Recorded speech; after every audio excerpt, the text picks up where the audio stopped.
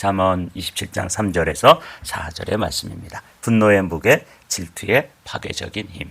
이런 제목으로 하나님 말씀 나누도록 하겠습니다. 돌은 무겁고 모래도 가볍지 아니하거니와 미련한 자의 분노는 이 둘보다 무거우니라. 분은 잔인하고 노는 창수 같거니와 투기 앞에야 누가 서리요. 잠언 구성이 전반부에는 어떤 교훈의 내용을 주기 위해서 한 패러그래프씩 이렇게 되어 있는 부분이 있는데, 이제 뒷부분에 오면은 그냥 한 절씩 한 절씩이 다 다른 교훈과 지혜를 우리에게 전해주고 있습니다. 더 힘든 것은 앞에 분명히 이런 주제로 지혜의 말씀이 또 주어졌는데 또 반복되는 거죠. 이게 참 어렵습니다. 설교자인 저도 듣는 여러분들도 힘드시죠. 그래서 앞에 있는 주제 분노다. 그러면 앞에 이미 분노에 관해서 몇 번의 말씀을 나눴기 때문에 이쯤 되면은 슬쩍 빼놓고 좀 넘어가고 싶은 유혹이 있어요. 근데 이 잠언이 지혜서 아닙니까? 이 지혜서를 다룬 이 지혜자들이 지혜서를 기록할 때 같은 주제를 이렇게 반복해 놓을 때는 그 지혜로운 사람들이 분명한 이유가 있었을 것이다. 이런 생각을 우선은 제가 하게 되고요. 또 성경 말씀이 반복하는데 제가 임의로 그 반복하는 성경 말씀을, 하나님의 말씀을 스스로 또 결정해 가지고 빼고 또 넘어가고 그러기는 너무 죄송스러운 마음이 있어요.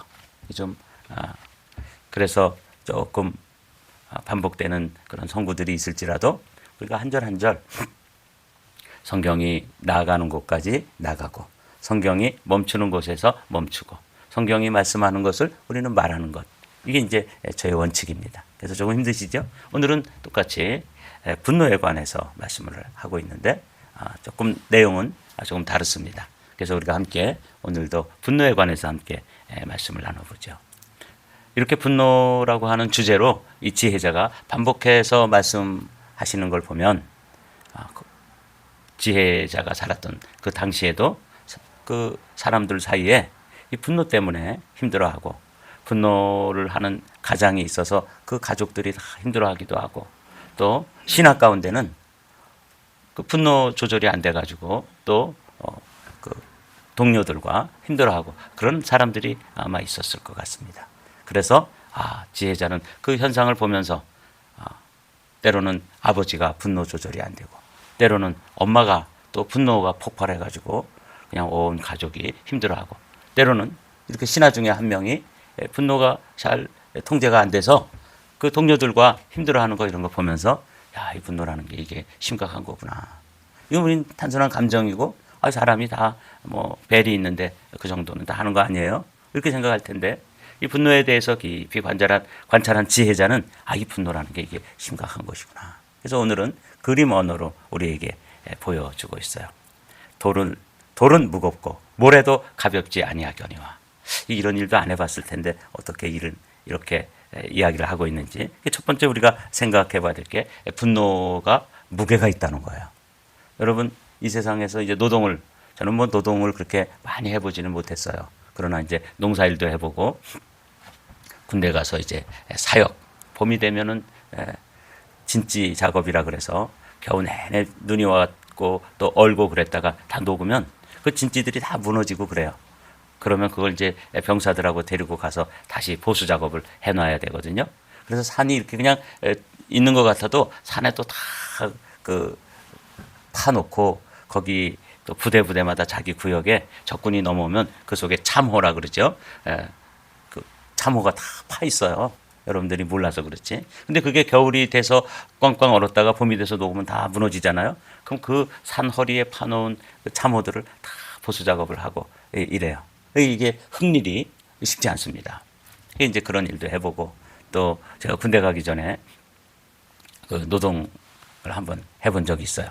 그래서 노동하면 미국에서는 그런 거 잘 안 하는데 3층, 4층 또 그보다 더 높은 층에 모래라든지 또 자갈이라든지 이런 거 질통으로 하나 지고 올라가서 이렇게 탁 열면은 쫙 쏟아지도록 되어 있는 나무통 지고 다니는 거 보셨나요? 네.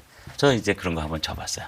뭐 제가 이렇게 등치가 크거나 이러지 못하잖아요. 그저 그 시골에서 일했던 경험이 있으니까 한두 번 해봤는데 그거 정말 힘든 일이에요. 그거 이렇게 질통치고 한 2, 3층만 올라가서 그거 모래 한 짐 지고 올라가 쏟아 놓으려면 그 무게가 사실은 만만치 않습니다. 근데 이 지혜자는 그런 거 일해보지 않았을 텐데 돌은 무겁고 모래보다 가볍지 아니하니. 그런 거 보면 아마 그 돌의 무게, 모래의 무게 그런 거 엄청나죠. 제가 시골에서 목회를 하는데 그 마당이 일반 밭 흙으로 돼 있어가지고 비가 좀 오거나 아니 겨울이 지나고 또 봄이 오면 그 얼었다 녹아가지고 그냥 질퍽질퍽해서 이 봉고차가 들어가다가 빠져가지고 또 막 경운기로 끌어내기도 하고 맨날 그렇게 어려움이 있었어요. 그래서 제가 이제 저기다가 그 모래나 석분이라는 게 있어요. 돌을 깨고 그 가루가 남는 거 있죠. 그 석분이라는데 저 석분을 좀 갖다 깔았으면 좋겠다. 그러다가 이제 15톤 트럭으로 석분을 2대를 갖다가 이제 사다가 거기다가 마당에다 놨어요. 제가 뭐 군대에서 돌일도 하고 또 뭐 진찌보수도 하고 삽질 이런 농사 짓는 사람이니까 제가 꽤 해봤거든요. 그래서 이제 30톤을 갖다가 놨는데 저거 한나절이면 다 튀겠다. 그렇게 생각했는데 하루가 지나고 이틀이 지나고 그 모래 30톤을 이렇게 평평하게 만드는 게 삽 한 자루 가지고 하는 거는 그게 하세월이에요. 얼마나 힘이 든지. 제가 그래서 이 지혜자는 그런 돌일이라든지 또 모래 같은 거 일을 안 했을 텐데 이거 어떻게 할까? 그래가지고 마침 부산에 있던 제 조카가 군대 가겠다고 이제 인사를 왔어요. 제가 경기도 포천에서 목회를 하는데 그래서 그 젊은 녀석을 데리고 둘이서 그 모래를 피는데요. 진짜 3박 4일 걸렸습니다. 그렇게 무겁고 힘든 일이 이 돌일 또 모래 흙일이에요. 근데 지혜자는 이 분노라고 하는 게 그런 무게를 가진다는 거죠. 그래서 생각을 해봤습니다. 시골에서 이렇게 또 여름에 장마 비가 오면은 그 산이 민둥산에 나무를 많이 잘라내고 이제 민둥산이 되잖아요. 그러면 그 산에 물이 몇 날이고 며칠이고 비가 오면은 그 다음에 그 무게를 이기지 못해서 산사태가 나는 거 여러분 보셨나요? 산사태가 정말 무섭습니다. 그 폭발음이 나요. 빵 소리가 나더군요. 그러면서 그냥 그 산에 있는 흙들이 무너져 내려오면요.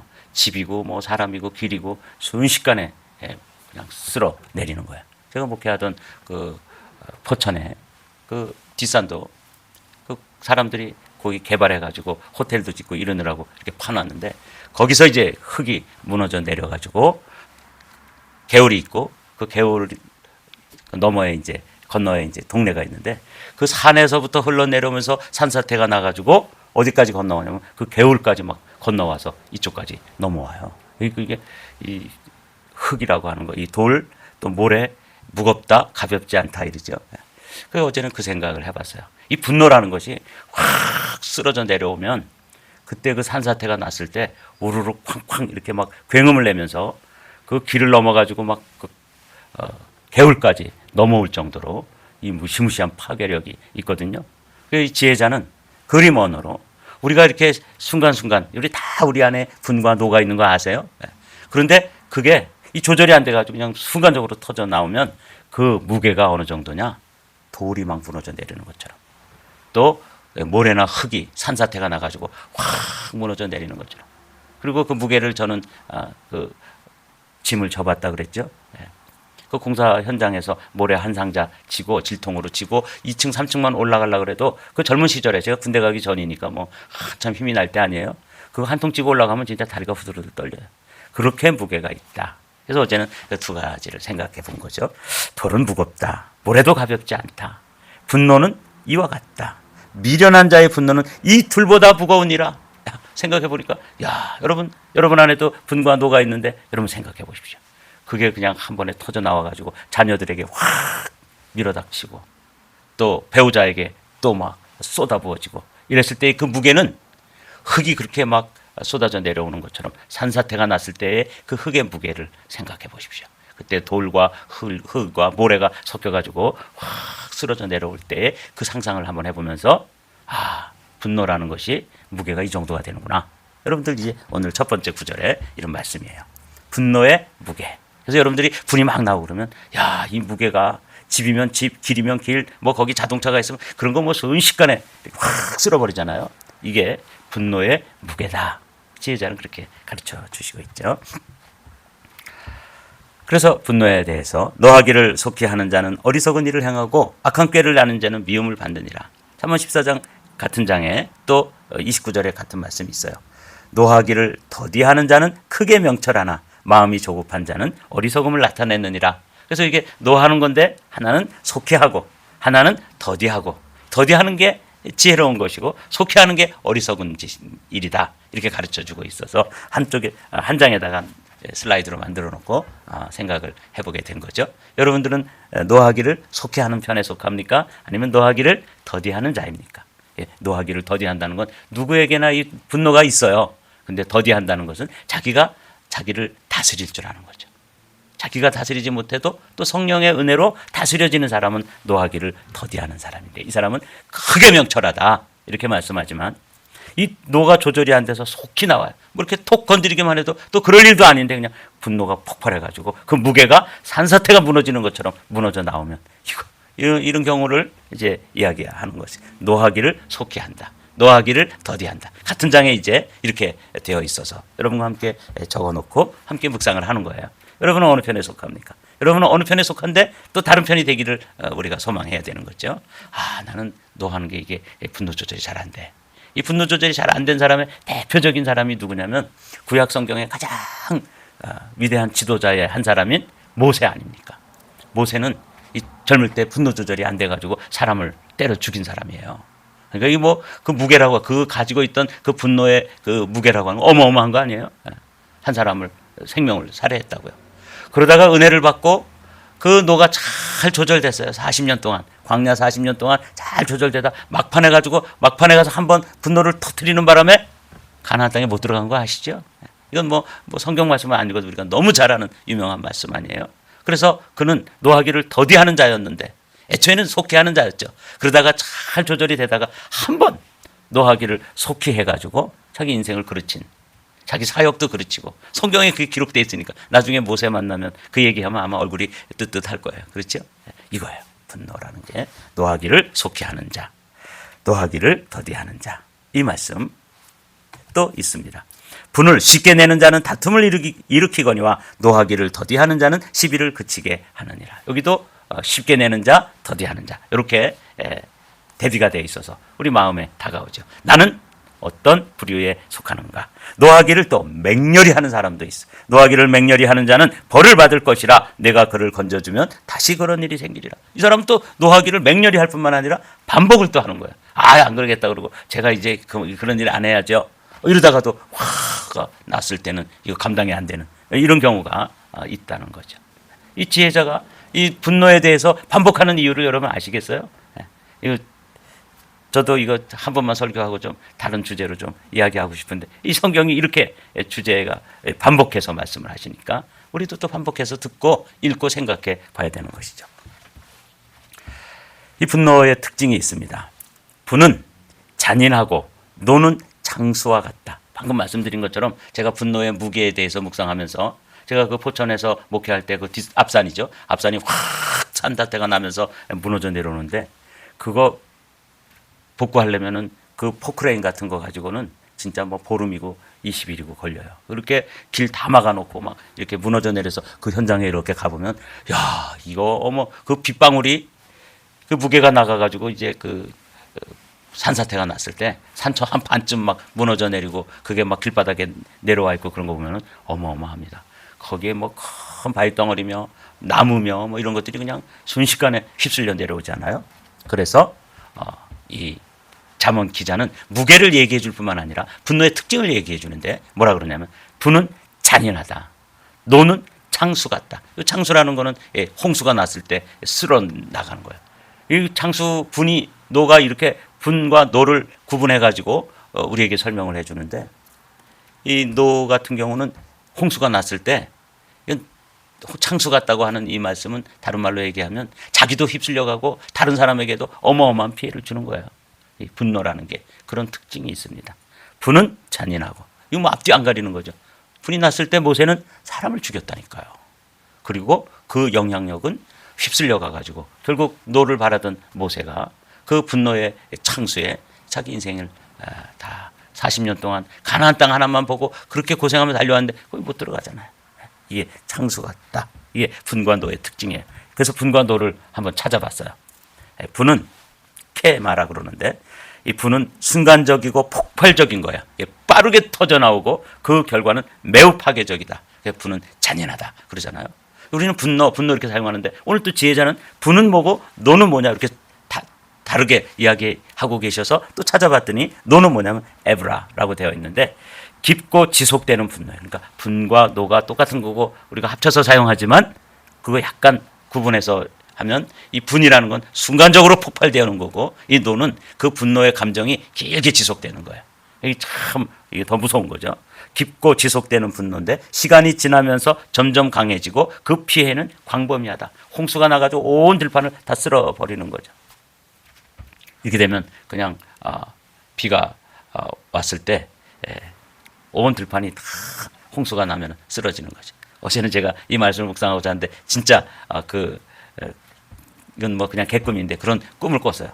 그냥 비가 막 오는데 노랗게 익은 그 들판이 막 홍수로 막 쓸려가는 거. 제가 아마 어렸을 때 봤던 장면인 것 같아요. 그리고 어제 이 창수에 대해서 생각을 하다가 잠이 들었으니까 그런 장면을 꿈속에서 이렇게 꾸게 된 것 같아요. 이게 노입니다.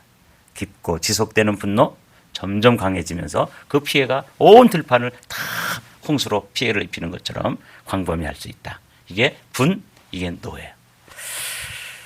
노하기를 더디하는 자는 용사보다 낫고 자기의 마음을 다스리는 자는 성을 빼앗는 자보다 나으니라. 그러니까 이 지혜자는 우리가 나눈 말씀인데 이미 우리가 몇 번이고 나눈 말씀이지만 이 분노가 얼마나 강력한 피해를 주는지 뿐만 아니라 분노가 조절되는 사람은 큰 성을 빼앗는 사람보다도 오히려 더 자기 분노를 다스리는 사람이 지혜로운 사람이고 또 복된 사람이다. 이렇게 말씀을 해주시는 거죠. 우리 잠언 29장 앞으로 또 나누게 될 말씀인데 한번 미리 읽어볼까요? 어리석은 자는 자기의 온 감정을 다 드러내어도 지혜로운 자는 그것을 억제하느니라. 그러니까 지혜자가 되었던 어리석은 자가 되었던 그 안에 뭐는 다 들어있는 거예요? 분노는 다 들어있어요. 그런데 어리석은 사람은 자기 안에 있는 분노를 성질껏 드러내는 거예요. 그냥. 그러나 여기 지혜로운 자는 그거 안에 있지만 저도 한성질하고 제 안에도 한성질하는 거 여러분 모르시죠? 그런데 우리 안에 있는 것을 우리가 그냥 다스리는 거죠. 이게 지혜롭다. 그래서 성경은 이렇게 말씀하십니다. 시편 37편 8절의 말씀 함께 읽습니다. 분을 그치고 노를 버리며 불평하지 말라. 오히려 악을 만들 뿐이라. 그래서 우리 안에 분도 있고 급하게 일어나는 거, 노도 있고 광범위하게 영향을 미치는 분과 노가 이렇게 따로 시편 기자도 이야기하죠. 여러분 오늘 아침에는 이 분노에 관해서 분노의 무게가 그렇게 크고 중차대하구나. 그 피해의 영향력이라는 것은 온 들판을 그냥 다 창수같이 잔인하고 창수 같고 이렇다. 이게 이제 그림으로 보여주니까 우리도 말씀 묵상하면서 제가 시골에서 경험했던 경험을 나누었습니다. 그러면서 이 분과 노보다 더 무거운 게 또 있어요. 그게 뭐예요? 투기, 질투라는 것이죠. 분은 잔인하고 노는 창수 같거니와 투기 앞에 누가 서리요. 이제 말씀을 마치도록 하죠. 이 질투라고 하는 건 타인이 성공하거나 또 내가 가지지 않은 걸 타인이 소유하고 있는 것에 대한 느끼는 부정적인 감정입니다. 어떤 경우에는 그것을 내가 취하고 싶은 그런 강한 욕망을 나타낼 때 질투가 있죠. 평안한 마음은 육신의 생명이나 시기, 질투는 뼈를 썩게 하느니라. 우선은 그 시기하고 질투하는 사람의 피해는 누가 받냐면 자기가 받아요. 뼈가 썩는데. 이제 말씀을 좀 마치도록 하죠. 돌은 무겁고 모래도 가볍지 아니하거니와 미련한 자의 분노는 이 둘보다 무겁다. 그래서 우리가 분노의 무게에 대해서 말씀 묵상했습니다. 분은 잔인하고 노는 창수 같거니와. 그래서 분노에 대해서 분과 노를 나눠가지고 우리에게 설명을 해주면서 그림처럼 큰 홍수가 나가지고 온 들판이 다 물에 잠기고 휩쓸어가고 다 파이고 막 이렇게 무너져 내리는 모습, 창수 같은 것. 이게 분과 노라면 질투는 그 앞에 아무도 설사가 없는 것이죠. 이 질투로 무너진 사람은 대표적으로 누가 있어요? 사울이라고 하는 인물인 거 아시죠? 어느 날 골리앗을 물리치고 나라가 승전하고 돌아오는데 여인들이 노래 부르는 거예요. 사울은 천천히요. 다윗은 만만이라. 그 노래 한 자락에 그 인생이 무너져 내려요. 뭘로? 질투로. 그래서 오늘 아침에는 분노와 질투에 관해서 또 한 번 말씀을 묵상하고 우리 안에 이런 감정이 다 있는데 여러분이 성령의 은혜로 이 분노의 감정, 질투의 이 마음들이 잘 다스려지고 통제되어지는 은혜 가운데 거하기를 주님의 이름으로 축복합니다.